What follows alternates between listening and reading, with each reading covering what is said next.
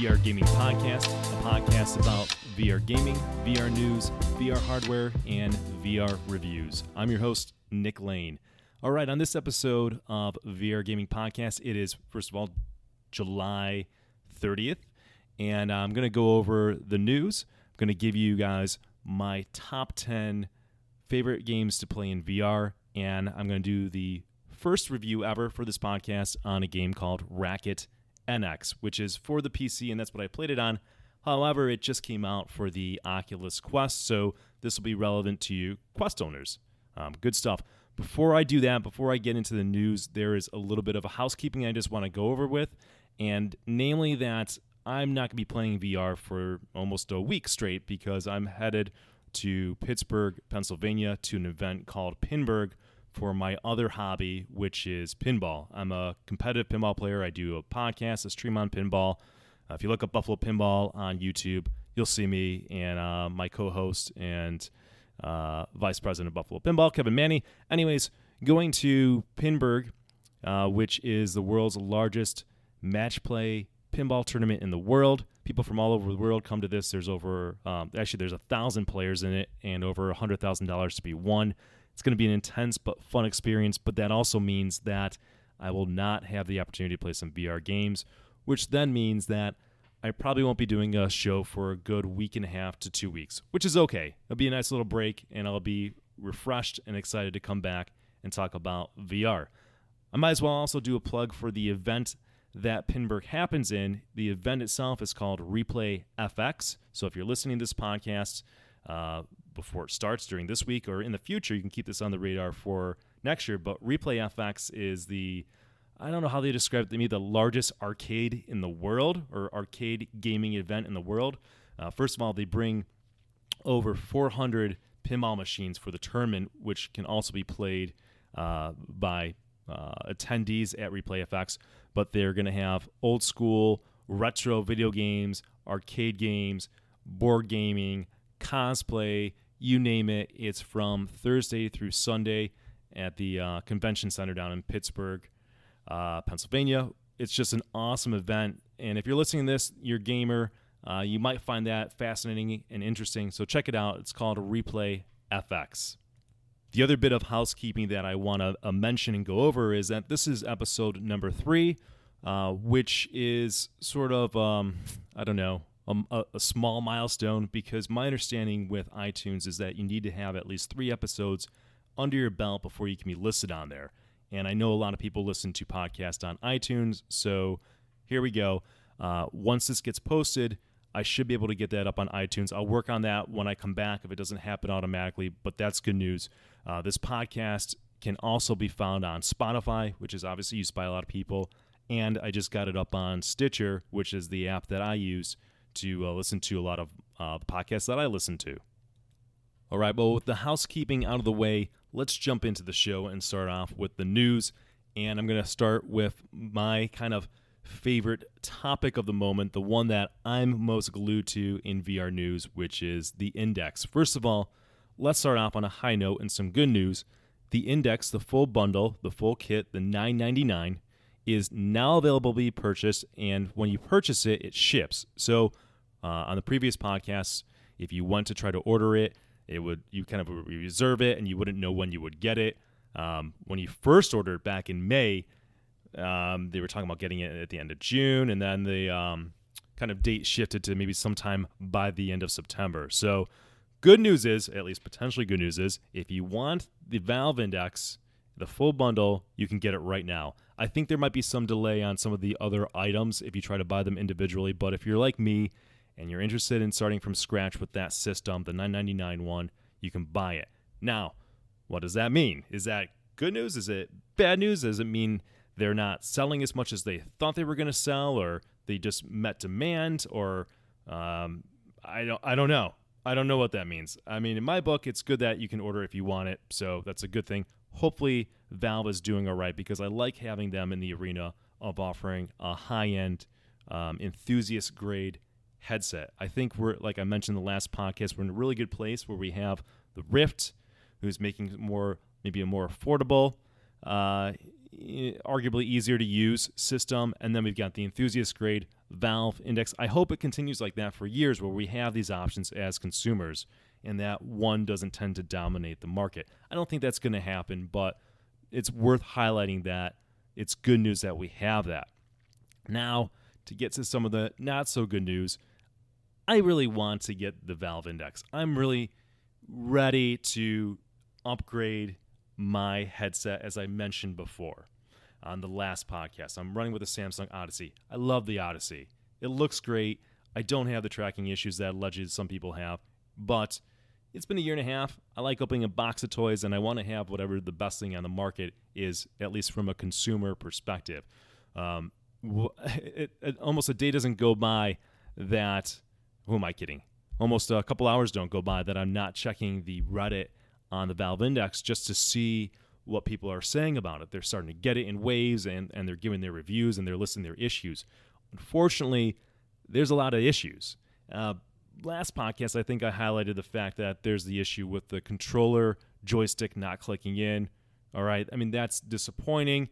It's not the end of the world, but now we're seeing some other issues. People who might have just gotten the headset and played it for several hours and then come back the next day and suddenly it's just not booting up or not working, or Steam's not working, or Steam VR's not working with the headset, which is just bizarre. Or there's base stations that are dead on arrival, or there's new base stations that might have worked for a couple days and now they're getting sort of this red light of death and it's not working either. It's a little disconcerting, and unfortunately the issues don't end there. There's more issues with the controller. I guess there's a controller squeak that people are reporting on the trigger. So you pull the trigger, and that's something obviously you're going to be using a lot in VR, and already there's a squeak associated with that. Now, I sort of know what these folks are talking about because when I had the Lenovo Explorer, after maybe a month, maybe 2 months at most, my controller started squeaking, and I think most people, myself included, find that to be very annoying. It kind of drove me crazy. Whenever I heard the squeak and I'm playing games, it was just, it ruined the experience a little bit for me. And it was sort of unacceptable at the time that I had a controller that was only for 2 months and it was making a squeak. Well, it's only been maybe a couple weeks or a week for some people, and they're getting that squeak in their controller. So it's not limited to just the issue with the index controllers and not being able to click the joystick. We're starting to see more issues coming, and it's putting into question sort of the quality of this launch. And last episode I said it looks like a good launch overall. I'm starting to take that back and really wondering what's going on here. Granted, this is Valve stepping into the hardware department and manufacturing some gaming hardware, which is new-ish, right, other than the what was the Valve system that they had out a number of years ago, the controller or whatever. But this is something new. So it's not like Samsung manufacturing something and they're kind of pros at it. So some issues are going to be expected, but I think we're reaching the point where, at least for me, I've got money set aside. I've got money earmarked for the index. I can order it today, but I'm not going to because I keep on seeing these issues crop up. So hopefully they get that resolved. I don't mean to kind of belabor the point, but again, this is the launch of maybe what's being considered the best consumer-grade VR headset, and a lot of folks like myself are on the sidelines interested in it, but not willing to plop down $1,000 for something that has more than just sort of, new hardware, new game jank. These are some serious manufacturing issues, and the issues are prevalent enough on Reddit that it's not just a couple people that are having these issues. It seems more widespread. We haven't heard anything from Valve yet on that. It's early. It's only been out a month at this point that consumers have had it. I'm sure they're trying to address these things, but hopefully some communication comes in terms of when these will be remedied. I know they're doing RMAs, and people are being able to send these issues back, and Valve's replacing them, so that's the good news. And it's not all bad. These things happen. But again, it's probably a good idea to wait a little bit at this point until these things are hammered out. Another thing that I see a lot on that thread on the index is that there's just not a lot of games right now that are taking advantage of the controllers. That's to be expected. It's new, but in some circumstances, it's just difficult to use. And then I'm seeing lukewarm or even negative reviews on the controllers themselves. So who knows? I still want to get it. I still have money set aside. I'm keeping an eye on this. I'm ready to pull the trigger, maybe pun intended, as soon as those issues are resolved with that headset. Let's jump back now on the positive side of things in the news. First of all, there was a article today in Road to VR, that website, check it out. Great source for news in VR, that the Oculus Quest is selling out. So Mark Zuckerberg, in a Q2 meeting with investors, said that the demand for Oculus is exceeding their supply. And this is true. I looked today even, and on Amazon, you still cannot get the Quest until, I think it's saying August 2nd now is when it's going to be back in stock.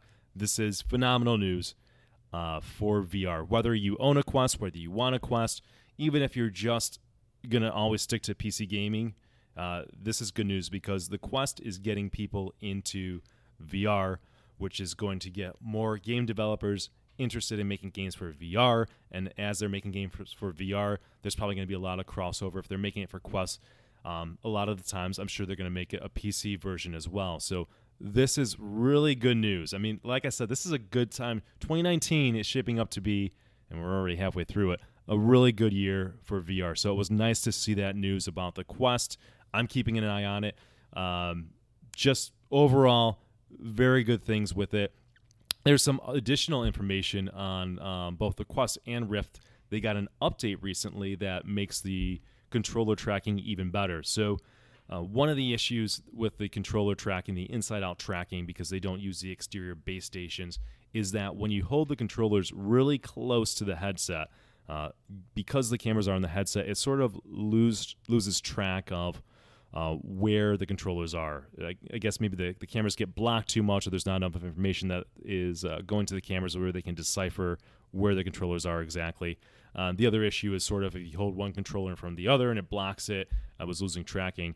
My understanding is that those systems, the Quest and the Rift S, just got an update, and it's made tracking even better. Now, when I tried it about a week and a half ago, when I did my 10 whole minutes on the Oculus Quest, one of the first things I did in Creed was to hold the controllers right in front of the headset. And I did notice that it lost tracking, but I can say this, even before this fix came out and I did that test, it still tracked better than Windows Mixed Reality. So that's really good news. It's good to see this progression that's being made with inside-out tracking. Who knows, 2, 3, 4, 5 years, maybe exterior base stations will just be a thing of the past, that they've just nailed exterior tracking so it's 100% perfect. I would love to see that. It makes life much easier, and it seems cheaper to manufacture these inside-out tracking headsets than it is to have the exterior stations, because again, Valve's charging like $300 for a total of 2 base stations, which is ridiculous. Moving on to some gaming news, Space Junkies, who I think I mentioned last episode, I'm kind of really hot on that game. I think it's a great game. That is getting, it was just announced that they're getting a flat version of the game. I guess the flat version is in beta. So the good news with Space Junkies is that even though it's not early access, it was released fully in March. Since March, it got some updates, adding new weapons. It went from a 2v2 to a 3v3. And Ubisoft is supporting this game. They're sticking with it, and it looks like they want this game to be successful. They've reduced the price to make the entry point more palatable for people to jump in, and this is important considering it relies on being a multiplayer game. And now they're giving much more access to this game by allowing flat screen gamers to play the game. The question is, will flat screen gamers jump to this game? Is it as fun as... Or listen, let's be honest, it's not as fun as it would be in VR, but is it fun enough that flat screen gamers will want to purchase this game and play this game over other kind of arena style shooters? Hopefully it adds to the base of players. Like I said in my last episode, there's at least 14,000 people that have played the game and have been ranked, so that's good. Crossplay helps that game a lot. Maybe Ubisoft is going to bring this to Quest. Who knows? No announcements have been made. They probably have to kind of really scale down the graphics because the graphics are really good in it. But if they can come on the Quest, that's going to be a huge bump in terms of getting more people into this game and keeping this game alive for hopefully years to come. It is a fun game. I highly recommend it. And then one day in this podcast, I'll give it its justice and do a full review of the game.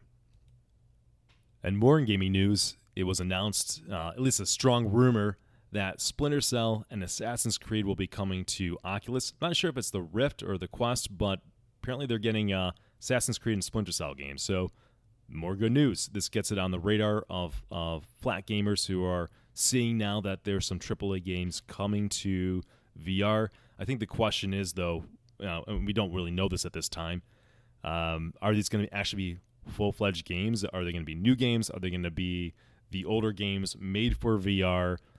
We have no idea at this point. It's just kind of minimal, but good news. And it also shows that Facebook is serious about supporting VR. And, say what you want about Facebook, but I have to give Mark Zuckerberg credit, and I think we all do if we love VR. He is passionate about VR, and he wants VR to work. And Oculus is showing once again that they're doing things to do what they can to make VR successful on a commercial level with the general population. So, excellent news. Talk about more about this as this kind of the story develops over time. But good news. I think personally, I would prefer Assassin's Creed. I only played a little bit of Splinter Cell. I'm not into those kind of stealth games, although maybe I am on VR. VR is a totally different experience, so maybe stealth in VR is where it's at. But I can see a lot of potential with an Assassin's Creed game. I know I've played maybe the first 3. Maybe I've taken a break in between some of those. And, I've not played them all because they seem to pump one out every 6 months or something like that. But it's a good series, and it could be a lot of fun between climbing and soaring and diving and combat. There's a lot to it. I mean, that could be a really, really good VR game that if they do it right, it can get a lot of converts, I'm guessing, from 2D or pancake gaming over into VR.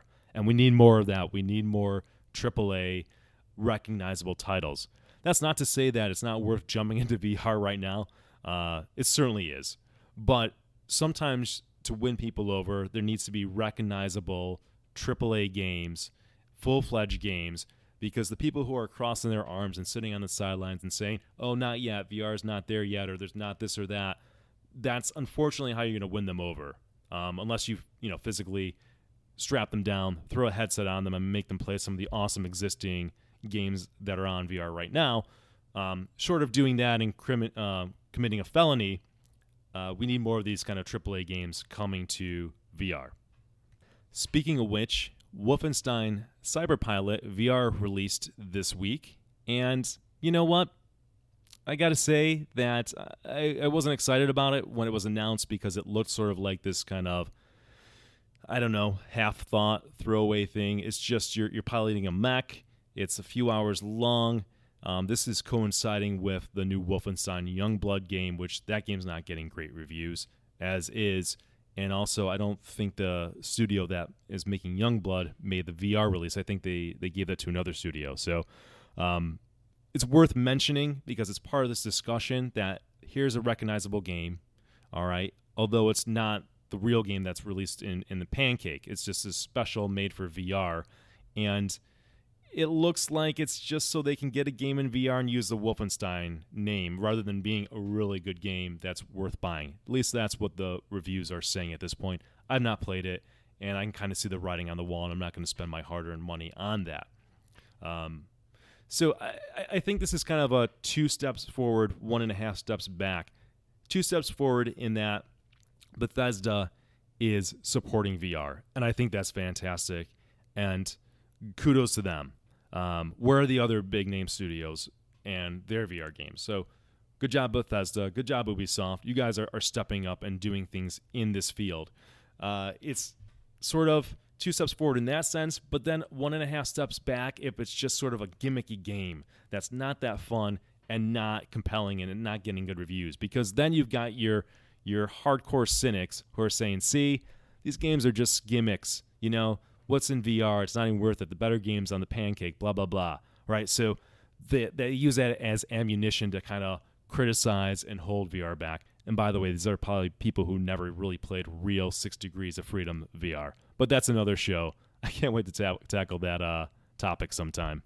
I'll also add on to this discussion and say that this is sort of an interesting and unique time. There's not a lot of AAA material on VR. I mean, next to none.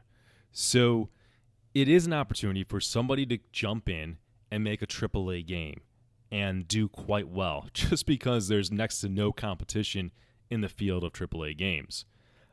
Companies can even do what Bethesda did with Fallout and Skyrim. Just take a game that came out like 8 years ago and port it over to VR. It's not to say that it's easy as flipping a switch and there's not work involved, but there's a heck of a lot less work than building a game from scratch. And the VR community is so hungry for games that are kind of full content, 10 plus hours or more, AAA style sound, graphics, gameplay, that we would gladly accept a VR version of a game that wasn't built up from the ground for VR. Maybe even have sort of this basic, like, waving your sword, waving your controller, waving your sword in Skyrim that makes little sense in Melee.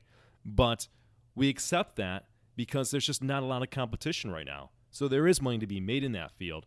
And I'm kind of surprised that more companies haven't looked at their catalog and said, hey, maybe we should throw this game out on VR and get our feet wet and dip our toe in it, because there's not a lot of competition right now. That might not be the case in 2, 3, 4, 5 years. We don't know. Now's the chance to kind of get in on that money. I just don't know why that doesn't happen more. I would like to see that more. I think it would do quite well. I know I'm personally waiting for Borderlands 2 VR to come to PC. I was excited to see it on the PSVR. Disappointed that they didn't have co-op. But when it came out, there was that thing in the ad that said, look, there's like 5 months exclusivity with PSVR. So that would have been up in May. And you would have thought that maybe would have seen it by now on PC, but we haven't kind of heard a peep on it. So I don't know what's going on with it. I'm hoping it still comes out. Obviously, they're working on Borderlands 3, and they just had the Penn and Teller VR game from Gearbox. But I think that game will do quite well. And again, it doesn't have a lot of competition because most of us who have wanted a AAA game, well, you had Skyrim that came out and Fallout that came out more than a year ago, and we've all played that. So we're hungry for more. In a game like Borderlands 2, even though it came out for flat gaming, I don't know, was it 2012? Years and years ago, can do quite well in VR at this point in time. Now, 5 years from now, when the market maybe is a lot more crowded and we have games built up for VR from the ground, right, and it's a real, true VR game, I think it's going to be harder for a game like Borderlands or games that might have come out a couple years ago to just simply be ported over lazily, right, without making more interactive, kind of hand-grabbing, picking up objects, mechanisms in it. So you have a window of opportunity right now. There could be some money being made. Let's see some more AAA games that are maybe a few years old ported over to VR, because the VR community certainly has an appetite for it. I know I certainly do. And lastly, for VR news, Beat Saber got 3 free new tracks from Camellia, if I'm saying it correctly. So good news for Beat Saber and Beat Saber fans, which there's a ton of them. It's always nice that you have a game and free content drops. I know when that game released, there was, like 10 tracks or something like that. We had to wait forever for some actual content from the developer, but now we're seeing that flow happening. So good news. Go get those tracks. It's free. You have nothing to lose. All right, that's going to do it for this episode's news. Now I'm going to switch over to something I've been looking forward to, which is talking about my top 10 VR games. So this is my personal list. It's not necessarily the games that I think are the best kind of objective or definitive VR games, but it's the VR games that I enjoy the most, the ones that I've got kind of the most time out of or I'm really impressed with. And I think this list will evolve over time, which is why I like the idea of maybe doing a refresh and doing this segment again in 6 months and see what's changed and what's remained at the top or even on the list. So I'm going to start from 10, working my way up to number 1. And first of all, who doesn't love a top 10 list? And I'm not going to spend a lot of time talking about each game because I think these games deserve a review unto themselves. So in some future episodes, I probably will review most, if not all of these games because I do think that they are worth having a longer discussion and talking about why they are so good. All right, without further ado, let's start with number 10. Again, I've been playing VR for a year and a half, coming up on 2 years, so that's sort of where I come in with my level of experience. And I have over 60 games in my library, so I bought a lot of games, had a lot of VR experiences. Number 10 is the game Super Hot. Super Hot, fantastic game. I'm sure it's demoed a lot in VR arcades because it's easy to jump into it and just kind of take off. I think there's like one whole button that you have to push in the entire game, which is just to grab a gun or a weapon. I think that's it. So there's kind of beauty in the simplicity of it. It's in many ways sort of like a puzzle game in that the graphic and the art style is simplistic. You're trying to kind of fight your way out of these scenarios, these scripted scenarios. But the interesting mechanic is that when you move, time moves. So you're trying to figure out how to kind of knock out, kill the bad guys. But every time you move, they're going to move, and their bullets will move, and you're going to need to take them out. Really smart, ingenious game. The funny thing is that this game was actually a 2D game first before coming over to VR. It looks like it was destined and made for VR all along. That's Super Hot. At number 9 is Rec Room. Rec Room, one of the best VR games out there. And also it's free. It's sort of like too good to be true. There's so much to do in Rec Room that you're not going to get bored anytime soon. There's no barrier of entry because it's free. You're going to get a lot of hours out of this game. It's there's quests that you can go on. So it's built on multiplayer. You can play with friends. You can make new friends in it. They have a mode that is like what is it? Like a Fortnite-esque mode. Right, like a PUBG style mode where it's the last person standing. Like I mentioned before, there's quests you can go on that I don't know, might take a good hour or so to complete. They're very tough, and then you can even create your own rooms. People are creating user content on there. It's sort of a cartoonish style game, and if there's one downside to it, well, it's not made for kids, but it's definitely kid friendly in the art style and the presentation of the game. So there's a lot of kids in there. I get why parents put their kids in there. However, if you're an adult and you find kids annoying, like I do, especially because I don't have any and they're not my own, it might get grating. So Rec Room is best played with a group of friends because you can create your own kind of private instances and go through quests on your own. I even forgot to mention laser tag. Fantastic game. No reason not to check it out. It's free. That's Rec Room at number 9. Number 8 is the game Final Assault, a game that I just recently got into a couple weeks ago because the developers released a free-to-play weekend, which is ingenious. I am surprised more developers don't do a free-to-play weekend. It's a nice way of getting into the game. And honestly, the only reason I bought it at the time was because I played it, I got hooked on it, and it had to be in my library. Now, I've known about this game because it's gotten positive reviews. I like the art style. It's a real-time strategy game. But it wasn't until I actually got to experience that I realized that there's a lot of content here with this game. It's multiplayer. It's got a single-player campaign that will keep you busy for hours and hours. There's depth to it. There's strategy to it. That's Final Assault. It's a World War II real-time strategy game with sort of a cartoonish feel to it. Very well done. Very polished game. And they're still doing tweaks and stuff to it from what I understand. But it is a game that's out and released. And the game is there. It's done. So check it out. Final Assault. That's at number 8. Number 7 is a game that even before I got my VR headset, looked interesting, and that's called Thrill of the Fight.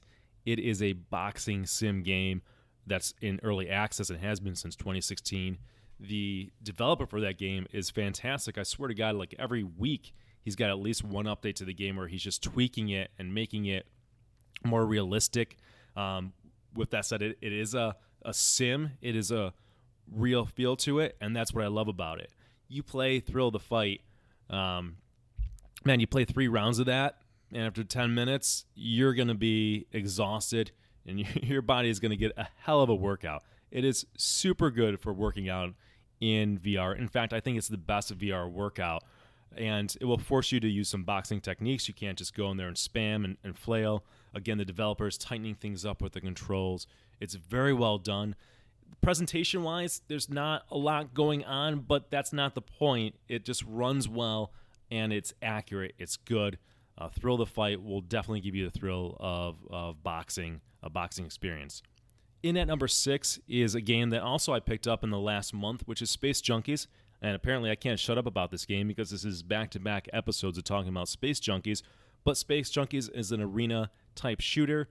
It's made by Ubisoft. It's well done, AAA game, and it's 3-on-3, or you can 6-player free-for-all, many modes, many guns, kind of anti-gravity game where you can just float in all directions. Again, very polished, very good, very fun. I find that this is a nice game that if I have 15 minutes that I can hop into VR, this is a good game to choose because I can get in there, play a game, and feel, okay, I'm satisfied. I can move off my day now. But also when I get into it and I have more time, I've found that that's a one more game type of game, which is the hallmark of what a good game is. All right, in at number 5 is the game Spark. Spark is a VR sport. No ifs, ands, or buts about it. Came out in November 2017. It's a 1v1. Think of Tron Disc Wars where you're trying to throw an object. In this case, it's not a disc, it's a ball at your opponent, and you're trying to hit them or get it past them to increase your odds of hitting them with the ball. It sounds simplistic, but it's super well done. It's very addicting, and it's easy enough to hop in and learn what needs to be done and how to play, but it will take hours and hours and hours of investing time in it to get really good. And it's nice because I think, to me, a game that, I've spent like 30 hours in this game, I'm still getting better. That's what holds my interest, and that's what gives it lastability. Spark was one of the first games I ever got the first day I got VR, and I'm still playing it to this day. It's so good. In at number 4 is another VR sport title, Racket NX. Racket NX, I just got this past weekend, and I am absolutely blown away by it. Where has this been all my life? It's been out for over a year. It came out in July of 2018. It was in early access back in 2017, and yet I don't know how it wasn't on my radar. It is so good. I think I might have heard of the title Racket NX, and I think, like, why do I want a game of racquetball or ping pong or whatever, whatever I imagined in my mind, right? And I sort of dismissed it. And maybe I saw a screenshot and didn't think much of it, because that's what happens in VR sometimes. You can't appreciate a game in VR until you strap on the headset and actually play it. You can look at screenshots, you can hear about it, and a game like Racket NX is probably not even remotely interesting in 2D. But suddenly, in this game, it's like a Tron. Well, you know what? I'm gonna save the rest for the review. I'm just gonna gush and gush about it in the review. So let's move on from Racket NX. I'm gonna review this later in this episode. Going to number 3. Number 3, Doom BFG VR. So this is not a game that was officially released in VR. You need to buy Doom BFG, which I think came out in 2011, 2012. And that was a re-release of Doom BFG, which came out, or Doom 3, which came out in 2003 or 4. So old game, right? Old 2D game that's been remade and remade again. Somebody made a VR mod for it, and I think there's actually 2. I had the one called Fully Possessed, but my God, there was a reason that John Carmack, when he was working on a game to show off VR, was using Doom BFG, because that game is so damn fun. I mean, it's a good game, don't get me wrong, in 2D, but it is so damn good that even in 2019, playing a game that came out in 2003 is absolutely thrilling. That game has me screaming left and right like a little schoolgirl, or boy. I mean, I'm not going to pick on genders. So it's just so damn good. There's some jank to it. There's definitely some jank in just getting it to work. There's crashes. You're going to have to kind of go online and do some workarounds. But it is 100% worth your time. If you've not played Doom BFG VR, again, I'm using the Fully Possessed mod with the high-res texture packs. Do it. Put pause, stop the podcast, do it, download it now. The game is cheap, Doom BFG, to get anyways, and just get the VR mod, which is free. It's a hell of an experience. It's terrifying. I can play maybe like stretches of 20 minutes at a time. So I'm still working my way through it, which is great. I'm going to get a lot of mileage out of this game because I don't think I can do more than a half an hour between my heart rate and just the amount of times I can scream in my house before my girlfriend says, all right, that's enough. Doom BFG, super good. I'll probably review it later on. another episode because it deserves it. Okay, last two. Coming in at number 2 is Skyrim VR. Skyrim VR, super good game to port over to VR. We desperately needed Skyrim VR when it came out. I think it came out on the PC VR in April 2018 because it was released for the PSVR in I think November 2017. So yeah, we got it in April 2018, and we were desperate for games that had a lot of content to it, and what game has more content than Skyrim? So it's the Skyrim Special Edition ported over for VR, and I think I have got 70 hours in the game. I actually had to restart at one point, so realistically in this current run, I've got 50 hours. But I feel like I've not even scratched the surface. There's just so much to do, this huge world that, again, if you played it in 2D, it's like you sold yourself short. Obviously, you didn't have VR back in the day when it came out in, 2011, 2012, but this game is such an amazing experience. There's times when I get to like a new realm or land or situation or mountaintop, and I'm just looking around. I'm just literally pausing what I'm doing and just kind of taking it all in. That is VR, ladies and gentlemen. That's an experience. And even though there's some, it's not jank at this point. The game runs well. There's some kind of waggling your hand for melee sword combat. Don't worry about that. If that bothers you, you can use the bow, which works well, or magic. Such a good game. And by the way, get the Dragonborn Speaks Naturally, because when you talk or converse in the game with merchants or other characters, you can actually say the voice lines, and that just leads to another level of immersion. Skyrim VR, great game. Now, I didn't mention Fallout VR, and Fallout VR is not on this list because I haven't played Fallout VR, and one of the reasons is that Skyrim, that world just appeals to me a little bit more, but also when Fallout VR was released, which came out 5 months before Skyrim VR on the PC, there's just a lot of issues with it. It's just not optimized, didn't run well, so I didn't want to deal with that at the time. And also, I had a laptop that had like a 1060 in it, so it just really wasn't an option. Now I'm rocking a 1080, but I have so much left to do in Skyrim VR that I don't know if I'll ever get Fallout VR. Who knows?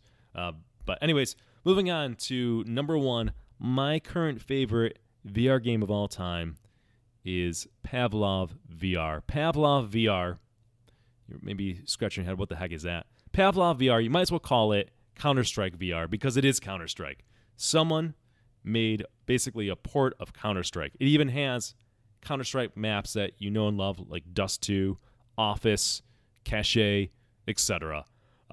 People are modding the game. They're adding new maps in all the time, new modes like Trader in Terrorist Town, which is like I can best describe it as it's almost like those board games where you have like and traders in there and you're trying to figure out who it is.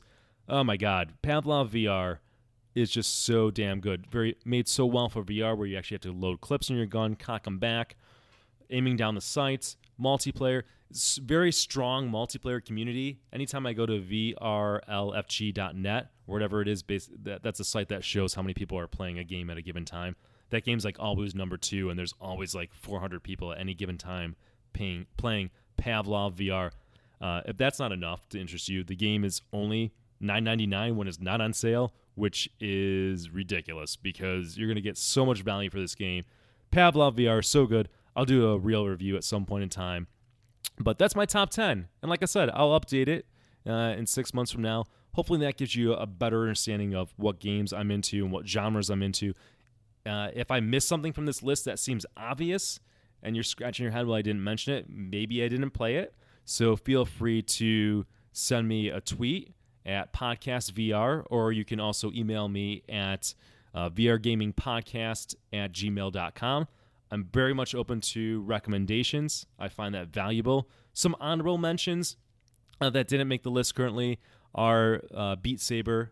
No, I like Beat Saber. I respect it. It's just not. I get why people like it, but it doesn't do for me what it does for other people. Is that fair to say? I think so. Tabletop Gods is also on there, as I mentioned. That's a real-time strategy game. I think it's close to as good as Final Assault. Maybe some people even prefer it, but Final Assault's sort of my pick for a real-time strategy game, and I choose that over Tabletop Gods. I own both. They're both good. Elven Assassin and the Serious Sam VR collection. I'm sure there's many more. I'll do more reviews on these types of games, but that is my current top 10 VR games. All right, now it is time for the first ever review on the VR Gaming Podcast. And this is quite unexpected. I thought about in the last couple of weeks what game I want to review first. This game caught me by surprise because I just downloaded it a couple days ago and have been like having dreams about it. I like it so much, and finding excuses to play VR even when I don't have time. I like this game so much, and that is Racket NX. All right, so here's how the review's going to go. Since this is the first one, I'll give an overview. So I'm going to talk about an overview and the objective of the game. Then I'll go over graphics, sound, the controls in the game, the immersion. This is something that's unique to VR, right? Immersion's important. And then finally, last ability. After going through all that, I'm going to give it a score of 0 through 10. Okay, so what is the objective in Racket NX? What is Racket NX? It's a good question. How can I describe Racket NX? Okay, here's my attempt. Racket NX is like if the Tron universe, if Tron, pick whatever Tron, original or Tron Legacy. I'm going to envision Tron Legacy in my mind. That might be helpful. If Tron Legacy had a segment where, in addition or instead of Disc Wars, they were playing racquetball, like Tron racquetball though, like. Racquetball might not excite you. I mean, racquetball is a fine game. Don't mean to pick on it. But like Tron racquetball, that's what's going on. It's got a solo component to it where you're sort of tackling these timed objectives and basically a way to hone your skills and trying to beat a certain pattern at a time. But it's real life as in the multiplayer game. So you'll hop in a multiplayer match. After you play a random opponent, you'll get ranked against that opponent. So I'm super hooked on that kind of concept of playing somebody and trying to get better and trying to increase my ranking. That's fun to me. The matches themselves could be pretty brief. It could be a couple minutes, or I've never really timed it. I can't imagine that they go more than 10 minutes. That seems long. I sort of lose track of time in there. But it's to the point where I'm always finding that I want like one more game. And we'll talk about that a little bit more. But that's essentially it. All right, so Tron Racquetball, let's drill down a little bit. You're in this like glass sphere, and you're standing on a podium in the center of it, and your opponent's to the either right or left of you. And on this glass sphere, these kind of tiles come over, and it's kind of a lot of black is surrounding it, but within that are colored tiles. Some are blue tiles, which are represented by like a health icon. Those are energy. And then the targets in the game that you're trying to hit are these like kind of pulsating orange, yellow, red targets. And they're maybe like a bigger space. And this is all, by the way, like in a 360-degree environment. It's all around you in this sphere. And what you're trying to do is that you've got a ball, you've got one racket, so you can play with one controller. In fact, there's no reason to have holding on to another controller, so I just play with one. And you take the racket, you swing it at the ball, and the ball will go shooting out. It will hit the sphere tiles, and hopefully you're hitting the colored orange, yellow, red.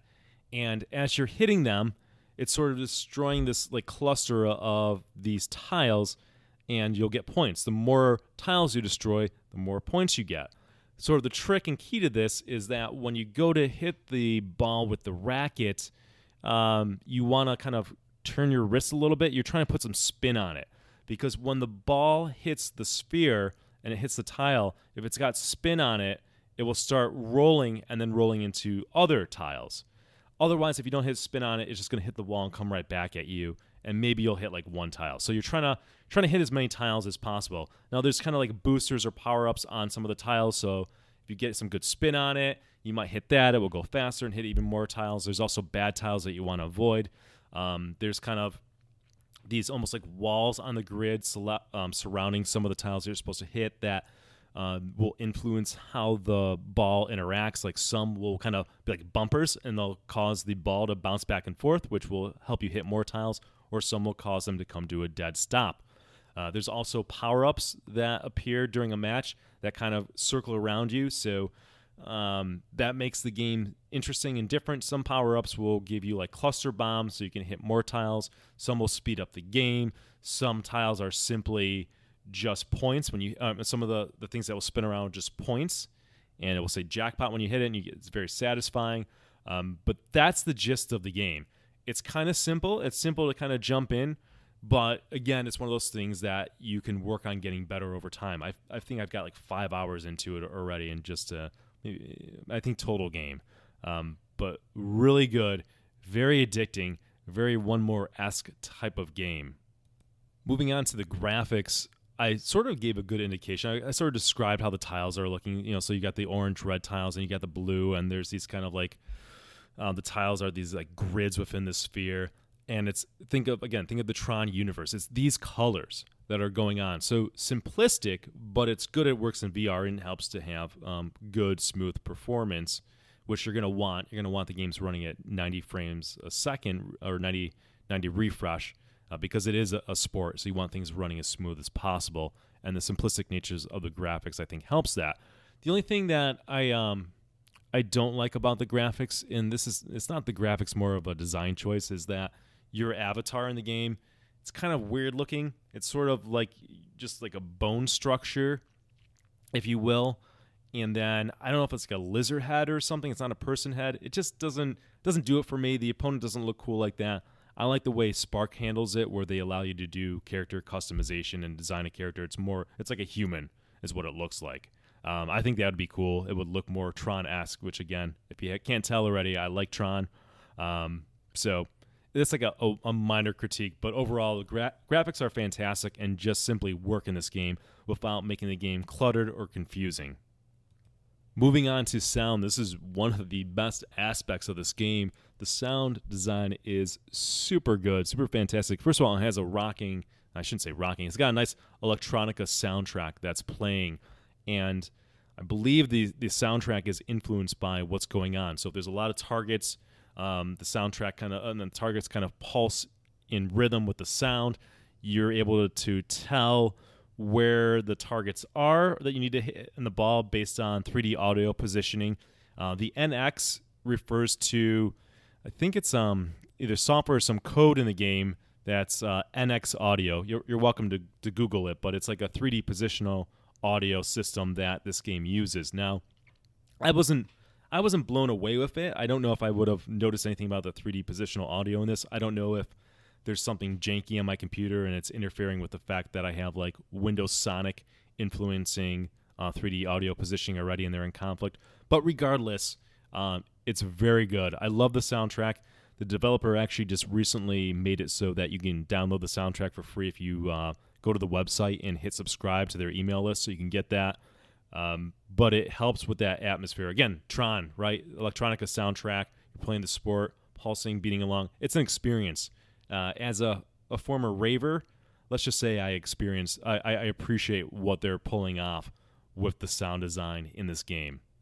Moving on to controls, as mentioned, you only need one controller for this, and really only one button that you're clicking. It's simple. I mean, you've got your controller is a racket. When the ball comes, you hit it with the racket. You put spin on it by turning your wrist. So there's different ways you can spin your wrist, or do it from behind the back, over the back, whatever.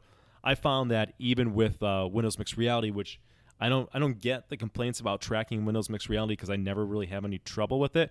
This game tracked flawlessly. Again, like 5 hours in, and it never lost tracking for me. I was able to do things sort of like almost behind my back, over my head, things where the camera shouldn't be picking things up. It still knew where it was. I didn't lose tracking. It worked very well. And it goes in terms of control. I'm going to blend this over in kind of gameplay. The physics in the game are remarkable. It's very convincing. And maybe this is more immersion. It's just very convincing, the physics in it. The ball responds how you think it's going to respond based on how fast you're swinging your arm and how the racket's hitting the ball, or how you curve your wrist or rotate your wrist to put spin on it. It's very believable movements. I think this is such a strong suit of this game, because if they fail at this part, if the physics are a little wonky or it doesn't make sense, it's going to kill the immersion, and it's just not going to work as a sport game. So they have this down so perfect. I've gotten really good control of the ball. When I hit the ball, if it goes where I want, I know that it's because I did a good job, not because the game's acting weird or messed up. Or if the ball doesn't go where I want, I know it's not the game. It's my fault. I did it wrong. So very accurate, very precise, really good controls, really simplistic too. You can put somebody in this game and explain it to them very quickly, and they're going to get the concept of it. So I think it's kind of a cool game to demo with non-VR people and to kind of showcase when they're first getting in VR, because it can be quite addictive. Speaking of being addictive, this goes into lastability. Lastability to me is, okay, you just bought a game, right? You spent, in this case, $20 on this game. How long is this going to be a game that you're returning to and you want to play? Am I going to be playing this game 6 months from now? That's the question. I think this game, at least in this moment of time, stands up to having good lastability. And that is because, thanks to the Oculus Quest. The Oculus Quest just released the game this month for that system, even though the game's been out on PC for well over a year. And it's gotten really good reviews on the Oculus Quest, and rightfully so. The game has you spinning in 360-degree motion, so Oculus Quest users, this is a perfect game for them. There's no cord to get tangled by, right, when you're spinning around. That's one downside of this game, if you will. When you're on PC and you're using a cord, you're going to be spinning a lot. And you're always going to be aware of the cord and not hitting the cord, not tripping over the cord. How many times did I turn around? Thankfully and mercifully, the game, if you look down, it shows like kind of like where your cord's positioning. It will show how to kind of unravel naturally. So that's smart. The developers get that. That is in no way, shape, or form a reason not to get this game for PC, because it's very playable. I'm beating people who are playing Quest and multiplayer, which, by the way, I think everybody who's had a mic on that I've talked to in this game is playing this game on the Quest. And I've never once in the last few days of playing this, 5 hours, have not been able to find a match in more than a minute. Matchmaking is very quick. There's always people on playing this game. So I think it's going to have good lastability for not only me, but also the community at large. It's a game that's ranked really high in the ratings on Quest. It just came out. It's hot. It works very well for Quest. And I think this is going to be a game that people will pick up.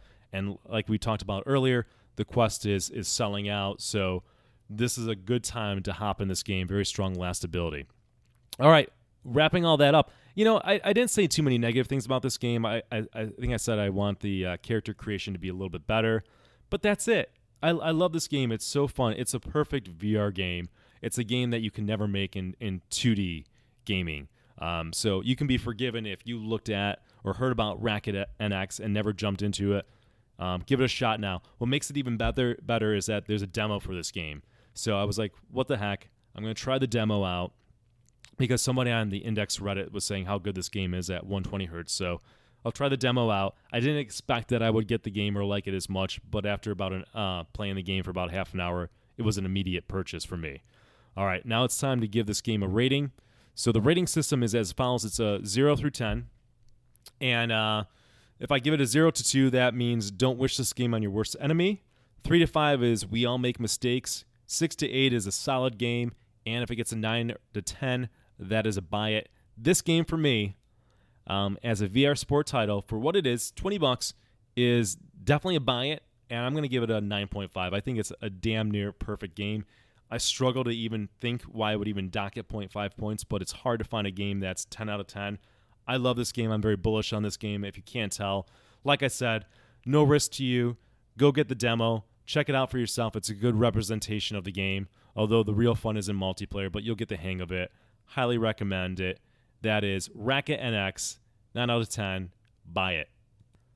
All right, that's going to do it for this episode of the VR Gaming Podcast. I'm getting ready, by the way, just to hop in and play some Racket NX because I just got home from work and I'm fiending for that game, especially before I go to Pittsburgh to play pinball for the next 5 or 6 days or whatever the heck's going to happen.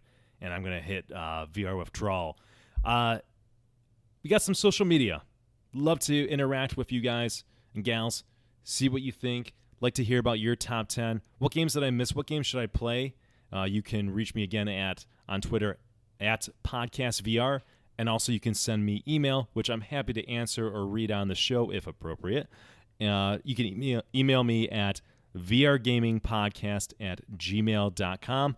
Until next time, have a good one, and I'll see you in a week or two. Take care.